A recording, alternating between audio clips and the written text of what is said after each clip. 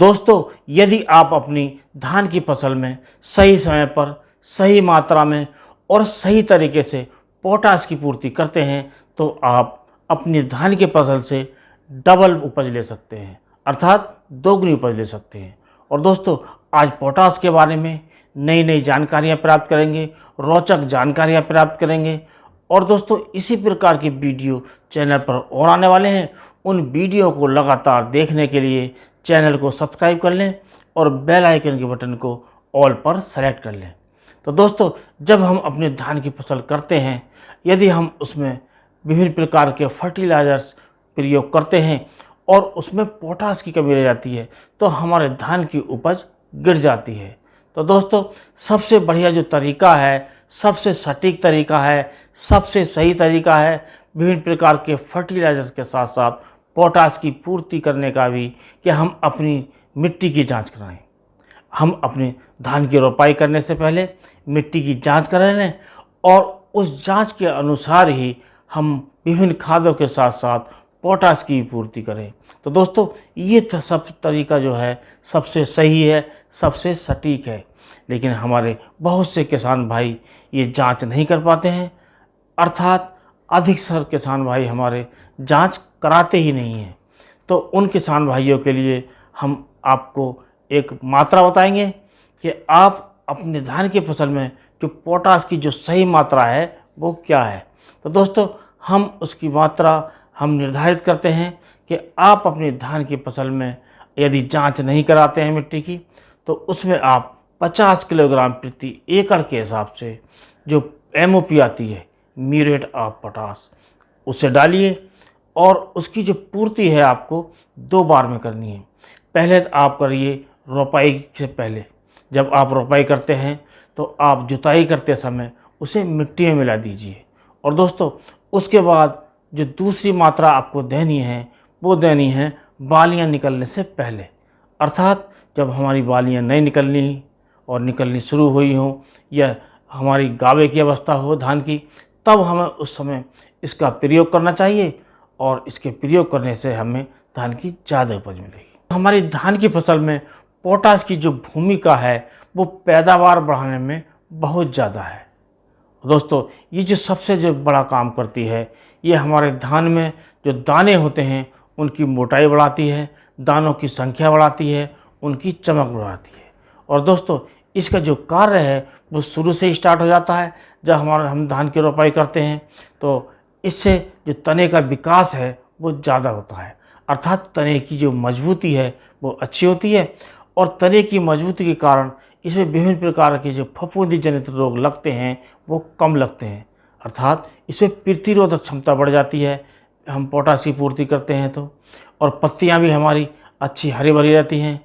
और इसका जो सबसे बड़ा जो कार्य है वो ये है दोस्तों, जब हम इसकी पूर्ति करते हैं तो इसमें नाइट्रोजन, फास्फोरस और जिंक ये भी सक्रिय हो जाते हैं।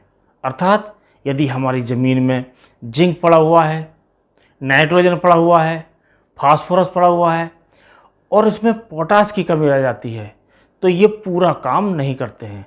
अर्थात जब हम पोटाश की पूर्ति करते हैं, ये सारे तत्व सक्रिय हो जाते हैं और हमारे पौधे उसे लेना शुरू कर देते हैं और हमारे पौधों का जो विकास है वो शुरू हो जाता है। अर्थात उसमें कल्लों की संख्या बढ़ती है, तने की मोटाई बढ़ती है, पत्तियां चौड़ी चौड़ी होती हैं और उन पर हरापन ज़्यादा आता है। और दोस्तों, जब हरापन आता है तो उसमें क्लोरोफिल की मात्रा बढ़ जाती है, जिससे फोटोसिंथेसिस क्रिया तेज होती है और हमारे पौधे भोजन को बनाते हैं। और जब भोजन ज़्यादा बनाते हैं तो हमारे पौधे का सर्वांगीण विकास होता है और कुल मिलाकर हमें उपज मिलती है। और दोस्तों, इसका जो कार्य है एक ट्रांसपोर्ट का भी कार्य है, जैसे किसी चीज़ को कहीं से कहीं ले जाना। जब हमारे पौधों की पत्तियों में इसका जो निर्माण होता है, जो स्टार्च का निर्माण होता है और भोजन का निर्माण होता है, तो उसको बालियों तक ले जाने में इसका बहुत बड़ा योगदान होता है, बहुत बड़ा सहयोग होता है। और क्योंकि दोस्तों, ये धान के चाल में जो स्टार्च की मात्रा ही जब अधिक होगी तो हमारे धान की क्वालिटी अच्छी होगी, चावल की क्वालिटी अच्छी होगी और उसके रेट हमें बाज़ार में ज़्यादा मिलेंगे। अब दोस्तों बात आती है कि हम इसे कैसे पहचानें कि हमारे धान की फसल में पोटाश की कमी है। तो दोस्तों हम अपनी फसल का बराबर निरीक्षण करते रहें।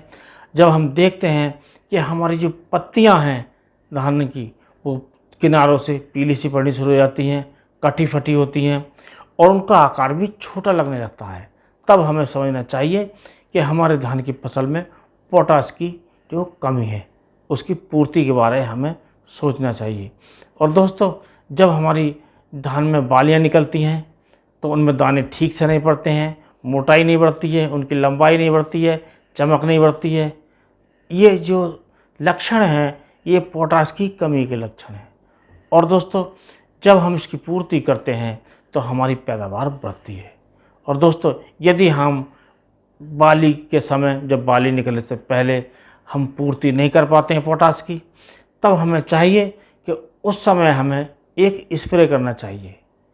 ये जो स्प्रे है ये बाली निकलने से पहले, अर्थात इक्का दुक्का जब बाली कोई निकलनी शुरू हो जाए तब हमें 0-52-34 का स्प्रे करना चाहिए। 1 से लेकर 1.5 किलो तक इसे लेकर और 200 लीटर पानी में घोलकर हमें स्प्रे करना चाहिए, क्योंकि दोस्तों इस समय हमारे पौधे को फास्फोरस की भी आवश्यकता होती है और पोटाश की भी आवश्यकता होती है। यदि हमारे धान में बालियाँ ज़्यादा निकल आई हों तब उस समय हमें करना चाहिए NPK 0050 का, क्योंकि उसमें केवल पोटाश होती है और हमारे धान की फसल को पोटाश की पूर्ति हो जाती है और हमें कुल मिलाकर उत्पादन ज़्यादा मिलता है। क्योंकि दोस्तों इससे बालियों में दाने ज़्यादा बनते हैं, दाने की मोटाई ज़्यादा बढ़ती है, चमक बनती है, कुल मिलाकर हमें अच्छी क्वालिटी का धान प्राप्त होता है, चावल प्राप्त होता है, कुल मिलाकर हमें ज़्यादा आमदनी होती है।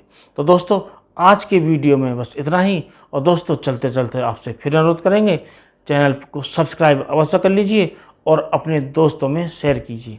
तो आज के वीडियो में बस इतना ही। अगले वीडियो में नए टॉपिक के साथ फिर मिलते हैं, तब तक के लिए नमस्कार।